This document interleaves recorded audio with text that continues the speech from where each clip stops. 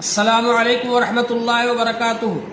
محترم حضرات، رسول پاک صلی اللہ علیہ وسلم نے ارشاد فرمایا ہے، طلب العلم فریضۃ علی کل مسلم۔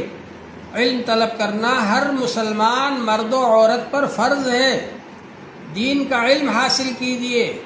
حضور صلی اللہ علیہ وسلم نے ارشاد فرمایا ہے، خیرکم من تعلم القرآن وعلمہ۔ تم میں سب سے بہتر وہ ہے جو قرآن سیکھے اور سکھائے۔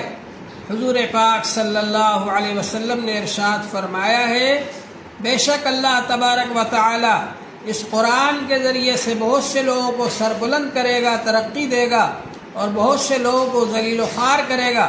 جو لوگ قرآن پاک کی قدر کریں گے، اس کا علم حاصل کریں گے، عمل کریں گے، اللہ جل شانہ دنیا میں بھی ان کو ترقی دے گا اور کامیاب کرے گا، اور آخرت میں بھی ان کی نجات ہوگی۔